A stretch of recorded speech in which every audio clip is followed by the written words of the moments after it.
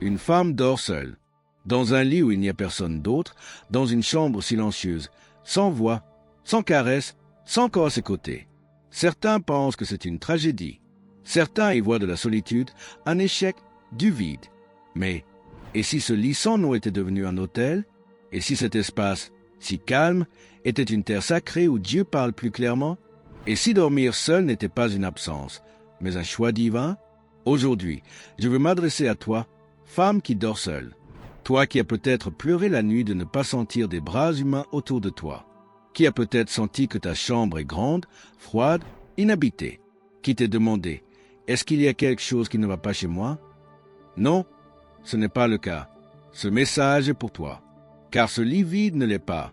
Car cette absence n'est pas un abandon, mais une invitation. Car dans la solitude féminine, il y a un mystère que le monde ne comprend pas, mais que le ciel honore. T'es-tu demandé pourquoi il y a des femmes dans la Bible qui ont marché seules? Pourquoi Dieu semble en cacher certaines alors qu'il en montre d'autres? Pourquoi il y a des femmes mises à part, sans compagnon, sans enfant, sans titre visible, mais qui portent une onction brûlante? Parce qu'il y a un but caché, une préparation invisible, une intimité que l'on ne peut atteindre que dans le silence. Parce qu'il y a des nuits où aucun corps humain ne peut te soutenir, mais il y a une présence qui ne dort jamais. Jacobo Grambert parlait du champ neuronal, de ce réseau sacré qui relie l'invisible au visible. Et lorsqu'une femme dort seule, sans distraction, sans bruit, sans faux réconfort, ce champ s'active. Car l'âme féminine, dans une solitude pure, entre dans des dimensions où les desseins éternels commencent à se révéler. Parce que le cœur pur, quand il est seul, devient une lampe ardente. Et parce que la nuit, pendant que tout le monde dort, il y a une guerre spirituelle que seules certaines sont appelées à combattre. Des femmes intercesseurs, des femmes fidèles, des femmes cachées. Dormir seul n'est pas une faiblesse. C'est un appel. Ce n'est pas un manque. C'est une formation. Ce n'est pas un abandon. C'est une consécration. Car dans ce lit où personne ne t'enlace, il y a un Dieu qui t'entoure. Un époux fidèle. Un défenseur invisible. Un amant sans tromperie. Un pourvoyeur éternel. Et cette chambre n'est pas simplement une chambre. C'est un hôtel, un champ de bataille, une salle du trône. Cette vidéo n'est pas pour tout le monde. Elle est pour celles qui sont prêtes à comprendre le langage du ciel. Pour celles qui ne cherchent pas un compagnon par désespoir, mais qui cherchent un but par obéissance. Pour celles qui veulent plus que l'amour humain, elles veulent la présence divine. Pour celles qui savent que Dieu n'est pas en retard, il est en train de bâtir. Et qu'en attendant, sa fidélité est leur bouclier, leur pureté leur parfum, et leur attente une semence de gloire. Aujourd'hui, nous allons parler de toi, de cette femme seule qui ne l'est pas, de ce lit vide qui est un autel, de ce silence qui est une alliance. Aujourd'hui, nous allons ouvrir ensemble les yeux sur un secret, que dormir seul n'est pas un manque, c'est un destin. La solitude n'est pas une pièce vide, c'est une terre fertile. Une terre où il n'y a pas de bruit d'opinion, où il n'y a pas d'interférence humaine, où tout devient plus clair. C'est là que Dieu plante des semences qui ne pourraient pas germer dans le bruit du monde. Car il y a des révélations qui ne fleurissent que dans le silence. Il y a des visions que l'on ne voit que dans le calme. Et il y a des appels que l'on n'entend que lorsque tout le reste a été ôté. Il y a des femmes qui ont été conduites à la solitude, non par erreur, mais par dessein. Car le Créateur n'improvise pas. Il met à part, il cache, il isole, non pour punir, mais pour transformer. Dans la solitude, Dieu travaille sans interruption. Il façonne le caractère, guérit les blessures anciennes, brûle les impuretés de l'émotion. La femme qui se soumet au feu de la solitude ne ressort pas la même. Elle sort avec un nouveau regard, une nouvelle voix, une nouvelle autorité. Parce qu'elle a été polie dans un lieu où personne ne l'a vue, mais où Dieu l'a contemplée tout le temps. Quand l'âme n'a plus personne à qui parler, elle apprend à parler avec le ciel. Quand il n'y a personne pour l'enlacer, elle apprend à être enlacée d'en haut. Et quand aucun nom humain ne l'appelle, elle commence à reconnaître la voix de Dieu qui l'appelle par son nom. C'est cela qui transforme la solitude en sol spirituel, le changement de regard. Ce n'est plus ce qui manque à l'extérieur, mais ce qui grandit à l'intérieur. Il y a un mensonge très répandu, être seul, c'est être incomplète. Mais la vérité spirituelle dit l'inverse. Être seul peut être le cadre parfait pour devenir entière. Car la mauvaise compagnie fragmente, mais la solitude bien vécue unifie. Tu n'es pas seul comme punition. Tu es seul par vocation, car tu es mis à part, non abandonné. Tu es en formation, non ignoré. La chenille aussi est isolée dans son cocon, mais ce qui en sort ensuite vole.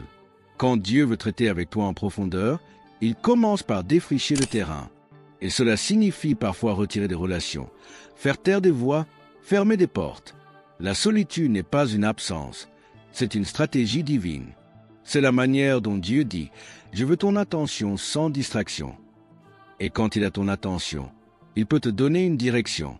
Il peut te montrer non seulement une femme dort seule, mais qui il est pour toi. Dans un lit où il n'y a personne d'autre, l'âme féminine est comme un jardin. Dans une chambre silencieuse, elle a besoin d'espace, sans voix, de lumière, sans caresse spirituelle, sans pour s'épanouir. Certains pensent que jardin ne portent jamais de fruits parce qu'ils sont pleins de mauvaises herbes émotionnelles, un échec d'interférences inutiles. Mais la solitude arrache ces mauvaises herbes. La solitude purifie, si calme, et une fois le jardin nettoyé, le Saint-Esprit peut planter l'Éternel. Il peut l'arroser de sa présence. Il peut le faire fleurir avec un but. Dans cette chambre vide, il n'y a pas que des murs. Il y a des échos du ciel. Il y a des silences qui parlent plus fort que 1000 mots. Il y a de longues nuits qui sont en réalité des rencontres sacrées. Car lorsqu'une femme ose voir sa solitude comme un autel, tout change. Elle n'est plus victime de l'abandon, elle est prêtresse du silence. Elle ne quémande plus la compagnie humaine, elle réclame la gloire. Elle n'attend plus quelqu'un, elle attend le seul. Et ce sol spirituel, cette solitude vécue dans l'abandon, devient un champ d'entraînement céleste. C'est là que tu apprends à écouter, à discerner, à résister. Là, ta foi mûrit, ton identité s'affirme, et ta dépendance se déplace, des hommes à Dieu, car il y a des dimensions de l'amour divin que l'on ne comprend que lorsqu'on n'a plus que lui. Et quand il est tout ce que tu as, tu découvres qu'il est tout ce dont tu as besoin. Quand toutes les lumières du monde s'éteignent et que toutes les voix se taisent, il reste une présence qui ne part pas, une voix qui ne se tait pas, un amour qui ne faillit pas. C'est Dieu, l'époux fidèle, le seul capable de remplir l'âme jusqu'à en déborder, sans besoin de peau, ni de promesses humaines, ni d'anneaux. Le monde vend une idée incomplète de l'amour. Il croit qu'une femme n'est aimée que lorsque quelqu'un l'a choisie.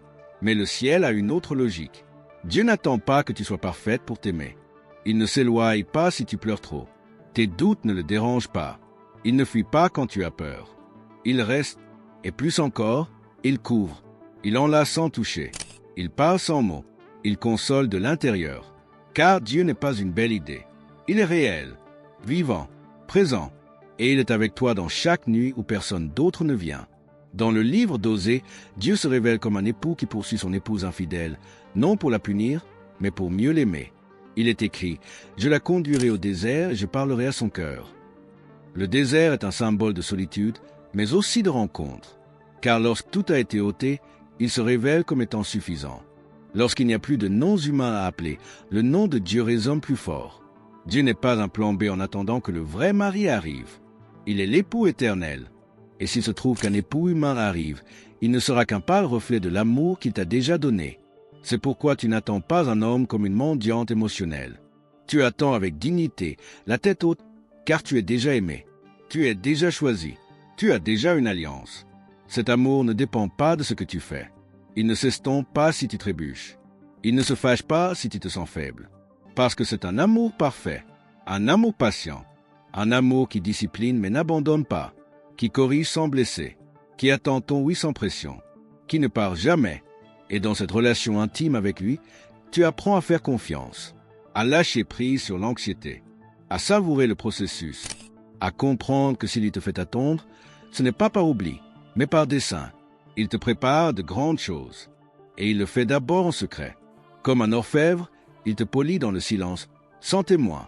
Et dans ce silence, il te fait tomber amoureux, car l'âme tombe amoureuse de celui qui la soigne dans l'obscurité, non de celui qui applaudit seulement sa lumière. Dieu est le seul qui peut remplir chaque recoin de ton cœur sans te blesser, le seul qui peut embrasser ton esprit et te rendre plus fort qu'avant, le seul qui connaît chaque blessure et ne s'éloigne pourtant pas. Il te voit tel que tu es et dit quand même « Tu es à moi ». Cette fidélité est plus réelle que n'importe quelle promesse humaine. Et lorsque tu l'embrasses, tu ne ressens plus que tu attends quelqu'un. Tu découvres que tu es déjà avec quelqu'un. La Bible est remplie de femmes qui ont marché seules mais jamais vides. Des femmes sans mari, sans enfants, sans applaudissements. Des femmes qui n'étaient pas populaires, mais puissantes. Elles ont vécu ce que beaucoup vivent aujourd'hui, l'incompréhension, l'attente, le silence.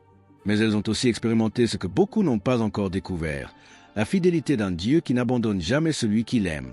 Pensons à Anne, la mère de Samuel. Pendant des années, elle était stérile. Son mari avait une autre femme. Son cœur pleurait en secret, pendant que d'autres se moquaient de son attente. Mais au milieu de cette solitude profonde, Anne ne s'est pas aigrie. Elle est devenue fervente. Elle a crié en silence. Et dans ce lieu secret, Dieu lui a donné non seulement un fils, mais un prophète qui allait changer l'histoire d'Israël. Car la prière née de la solitude détient une puissance que le bruit ne connaîtra jamais. Il y a ensuite Ruth, une veuve, une étrangère, sans promesse apparente. Elle aurait pu rester à Moab, résignée à une vie de deuil. Mais elle a choisi de suivre Noémie, de suivre le Dieu d'Israël. Dans cette décision, dans cet abandon total, Dieu l'a récompensée par une nouvelle histoire. Elle a épousé Boaz, a eu une descendance, est entrée dans la lignée de Jésus. Ruth nous enseigne que la fidélité au milieu de la perte ouvre des portes que seul Dieu peut ouvrir. Et que dire de Marie, la mère de Jésus? Une jeune vierge, enceinte par l'œuvre du Saint-Esprit, jugée par son entourage, incomprise même par son fiancé. Elle était souvent seule, même entourée de gens. Mais son oui au ciel a changé le cours de l'humanité. Marie a vécu la tension d'être choisie sans être comprise, de porter une promesse en elle sans pouvoir l'expliquer, de vivre la volonté de Dieu, même si cela signifiait supporter les regards, les soupçons et les silences. Ces femmes n'ont pas vécu la solitude comme une punition, mais comme une plateforme divine. Dans leur isolement, Dieu a construit quelque chose d'éternel. Dans leur attente, il a semé le destin. Dans leur silence, il a parlé plus fort. Et leur vie inspire encore des millions de personnes aujourd'hui. Quand tu lis la Bible, ne cherche pas seulement les miracles ou les grands noms. Cherche les silences.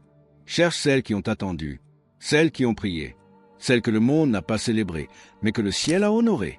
Car bien souvent, ce que le monde appelle solitude, Dieu l'appelle sainteté. Ce que les autres voient comme un abandon, Dieu l'utilise comme un ventre de dessein. Alors si aujourd'hui tu te sens comme l'une d'elles, dans une terre étrangère, dans un processus sans fin clair, dans une douleur sans compagnie, souviens-toi que tu es en bonne compagnie. Tu n'es pas seul. Tu marches sur un chemin que d'autres ont déjà emprunté. Et le Dieu qui leur a été fidèle te sera fidèle aussi. La chambre vide n'est pas seulement l'endroit où tu dors. C'est l'espace où ton âme rencontre l'invisible. C'est la pièce où les portes du monde se ferment et celles du ciel s'ouvrent.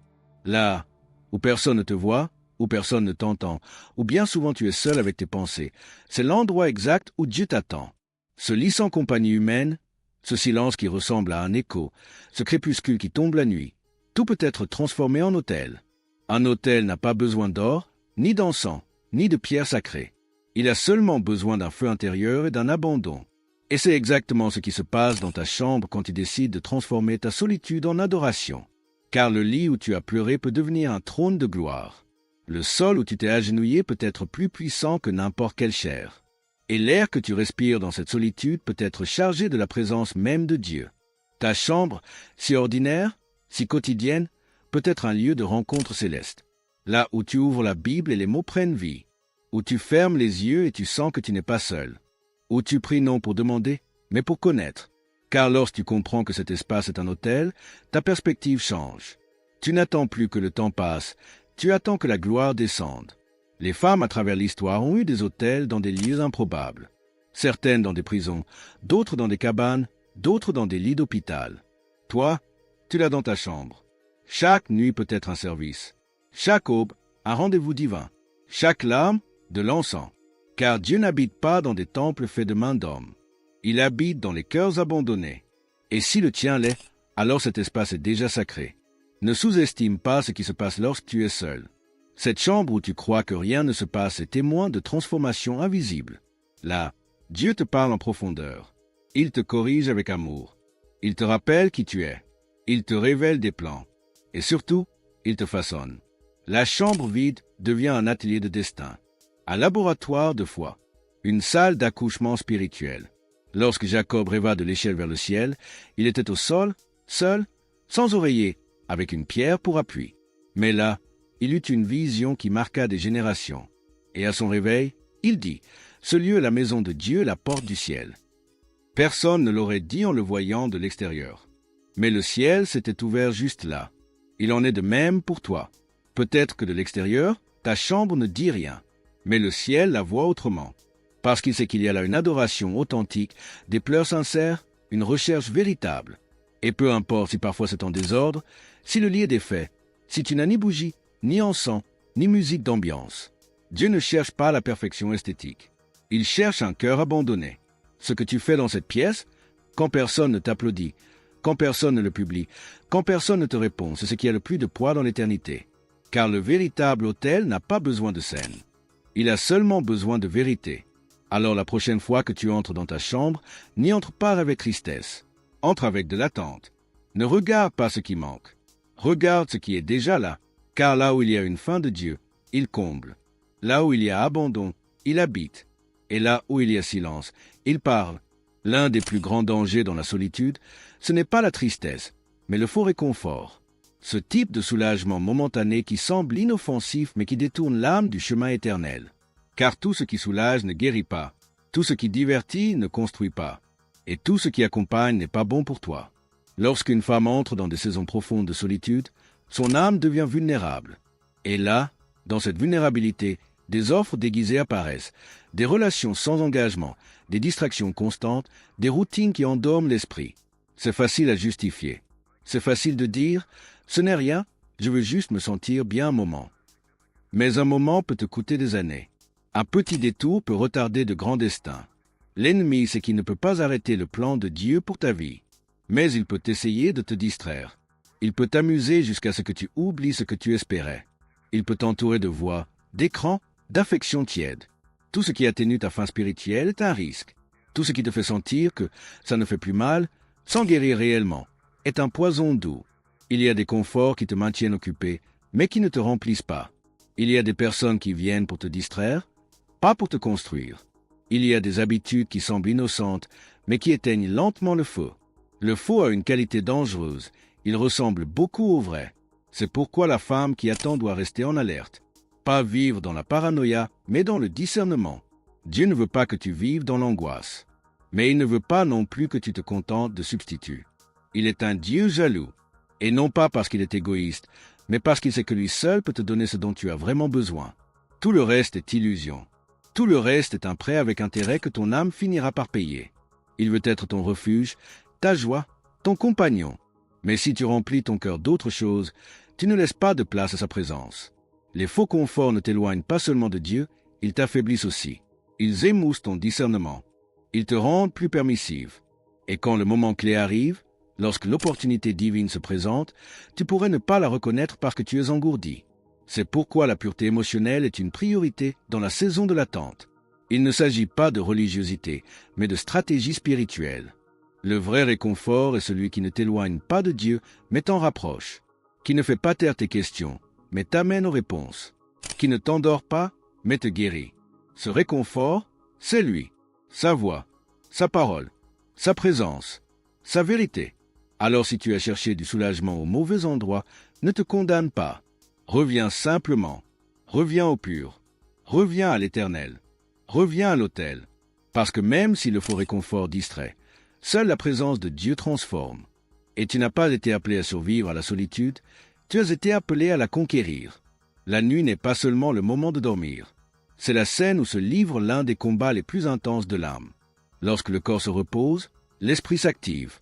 Quand tout se tait, les voix intérieures résonnent plus fort. Et souvent, ce qui semble être de l'insomnie, de l'anxiété ou une simple fatigue, en réalité, une guerre spirituelle. La femme qui dort seule ressent souvent ce poids. Elle ne peut pas l'expliquer complètement, mais elle le perçoit. Il y a des nuits où le sommeil ne vient pas, et à la place apparaît une agitation étrange, comme si quelque chose bougeait dans l'invisible. Et ce n'est pas de la paranoïa, ce n'est pas de l'exagération. C'est que, la nuit, les cieux s'ouvrent et les dimensions spirituelles s'agitent. Jacobo Grimbert, dans ses études sur le champ neuronal, parlait d'une matrice de conscience qui relie toute la réalité. Il disait qu'il existe des niveaux de l'être qui ne sont pas accessibles dans l'état d'éveil constant, mais qui se révèlent lorsque le bruit mental diminue. Et c'est cela, la nuit, un portail. Un moment de décompression où l'âme entrevoit des réalités que le jour camoufle. Il comprenait qu'il existe un réseau invisible qui soutient tout, et que la pensée humaine, surtout lorsqu'elle est libre de distraction, peut toucher ce champ et l'activer. Dans le langage spirituel, Cela s'appelle le discernement. C'est la capacité de voir au-delà de ce qui est apparent. Et de nombreuses femmes l'expérimentent sans le savoir. Elles se réveillent en pleine nuit avec un fardeau, un nom, un poids de prière. Elles sentent qu'elles doivent se lever, que quelque chose les appelle. Ce n'est pas une coïncidence. C'est un appel céleste. Parce que pendant que d'autres dorment profondément, Dieu réveille ses filles pour mener des batailles qui ne se voient pas mais qui changent les destins. La guerre spirituelle de la nuit n'est pas toujours contre des démons visibles. Parfois, c'est contre des pensées qui veulent voler ta foi, contre des souvenirs qui veulent rouvrir des blessures, contre des peurs qui murmurent des mensonges. Le champ de bataille est dans l'esprit, dans le cœur, dans l'âme. Mais la victoire aussi s'y trouve. Quand tu choisis de ne pas céder, quand tu utilises la parole comme une épée, quand tu pries même si personne ne t'entend, quand tu réprimandes à voix basse mais avec autorité, quand tu chantes au milieu de l'obscurité. Ces nuits ne sont pas du temps perdu. Ce sont des entraînements. Ce sont des pratiques de guerre. Ce sont des moments où ton âme se fortifie et ton esprit gagne en force. Parce que pendant que d'autres dorment sans savoir, toi, tu es debout dans la brèche. Et cette brèche change les choses. Elle arrête des attaques. Elle guérit des territoires. Elle protège des générations. N'aie pas peur de la nuit. Ne fuis pas ces réveils étranges. Embrasse-les comme faisant partie de ton appel. Tu es une sentinelle. Tu es une guerrière. Tu es une veilleuse. Tu n'es pas seul dans ce combat. Tu es accompagné de celui qui ne dort jamais. Et s'il te réveille, c'est parce qu'il sait que tu peux supporter. Parce qu'il a confiance en toi. Parce qu'il t'a oint pour cette heure. Et chaque nuit que tu surmontes, tu deviens plus sensible à l'Éternel. Plus forte, plus claire, plus accordée au ciel. Comme le disait Grimbert, la conscience a le pouvoir de façonner la réalité. Et quand une femme consacrée prie la nuit, quelque chose change le jour. Même si personne ne le voit, même si personne ne le dit, le monde spirituel bouge. Alors lève-toi quand tu ressens l'appel. Prie sans peur. Déclare avec foi. Gagne dans le secret. Parce que demain, ce que tu auras conquis la nuit deviendra un témoignage public que Dieu a formé dans l'obscurité pour briller de sa lumière. Attendre n'est pas de la passivité. Attendre, ce n'est pas rester les bras croisés en attendant que quelque chose se passe. Attendre, dans le langage du ciel, c'est cultiver, c'est préparer le terrain, se fortifier intérieurement, affiner son oreille pour que, lorsque le moment arrive, tu sois prête non seulement à recevoir, mais à soutenir. Et quand une femme attend avec fidélité, cette attente devient un autel, une victoire, une rédemption vivante. Mais le monde ne voit pas l'attente ainsi. Il l'appelle retard, il l'appelle échec, il l'appelle solitude. Pourtant, l'esprit a une autre perspective. Il appelle l'attente un processus sacré. Parce que pendant que tu attends, tu es restauré, tu es revêtu de dignité, tu es formé avec délicatesse par un Dieu qui n'improvise pas. Il n'est pas en retard, il travaille en toi et pour toi. Jacobo Grimbert, dans ses recherches sur la conscience élargie, parlait de la structure de l'invisible, ce tissu profond qui façonne la perception et la réalité. Dans cette structure, chaque pensée, chaque décision, chaque émotion alignée avec le divin réorganise la matière. Attendre, c'est cela. Même si de l'extérieur cela ressemble à de l'inaction, à l'intérieur, il y a un alignement. Chaque jour de fidélité intérieure t'aligne avec l'Éternel. Chaque acte de renoncement est une vibration qui altère le spirituel, tôt ou tard, le physique. Dieu rachète dans l'attente. Pas après, pas quand vient le dénouement heureux. Mais maintenant, au milieu du processus, il t'honore quand personne ne te voit. Il te couronne en secret. Il te revêt d'une gloire invisible que ni les éloges ne peuvent tacher, ni le rejet user. Et lorsque le monde ne voit qu'une femme seule, le ciel voit une femme de l'autel, une femme d'alliance, une femme qui marche avec le roi même si personne ne marche à ses côtés. La dignité ne s'obtient pas quand tout va bien. Elle s'active au cœur du chaos quand tu choisis de ne pas échanger ta foi contre des affections passagères. Quand tu choisis de rester ferme même si tout crie que tu dois abandonner. Quand tu continues d'attendre, non par peur, mais par obéissance. Parce que tu sais que si Dieu te met en pause, ce n'est pas pour te priver, mais pour te donner quelque chose de plus grand. La rédemption, ce n'est pas seulement que Dieu te rende ce que tu as perdu, c'est qu'il te rende nouvelle, qu'il fasse jaillir de toi une version plus pure, plus forte, plus claire, qu'il utilise ton histoire, même les parties douloureuses, comme témoignage de son amour fidèle. Et cela arrive dans l'attente. Là où personne n'applaudit, où personne ne voit, où seulement toi et lui savez ce qui est en train de naître. Ne sous-estime pas ton processus. Ne méprise pas ta fidélité. Car pendant que d'autres courent à la recherche de validation, toi, tu es en train d'être construite avec des fondations éternelles. Et viendra le jour où ce que tu attendais t'attendra toi. Et à ce moment-là, tu sauras que chaque nuit passée seule, chaque nom que tu as donné, chaque larme offerte au ciel en valait la peine. Car ton attente fut une rédemption. Dormir seul n'est pas un signe d'échec. C'est la preuve de fidélité. C'est la marque d'une femme qui a choisi de ne pas se contenter de ce que le monde propose, mais d'attendre ce que le ciel a dessiné. C'est la décision courageuse de vivre dans la vérité, de garder le cœur, de ne pas échanger la pureté contre de la compagnie, ni l'identité contre de l'acceptation. Aujourd'hui, tu as marché dans les couloirs invisibles de l'éternité. Tu as vu que ta chambre est un autel, que ton silence est un pacte, que tes larmes ne sont pas tombées en vain.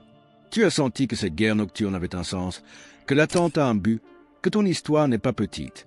Elle est divine. Dieu t'a préparé dans le secret. Il t'a affiné, purifié. Il t'a montré que tu n'as rien à prouver, car il t'a déjà choisi. Et son choix ne change ni avec le temps, ni avec les erreurs, ni avec les retards. Il reste fidèle même lorsque tu doutes. Il reste avec toi même quand tu ne le ressens pas. Jacobo Grimbert disait que l'invisible façonne le visible. Et tu en es la preuve.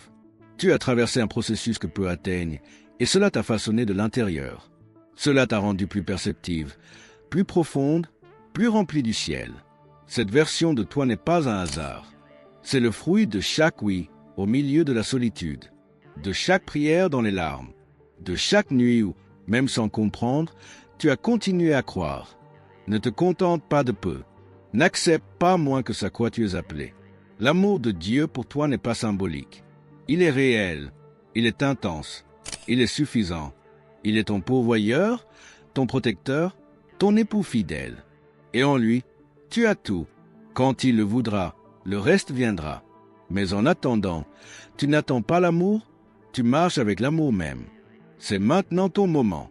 Lève la tête, marche avec dignité, prie avec feu, vis avec un but. Et n'oublie pas que ton histoire ne s'arrête pas ici. Elle commence à peine.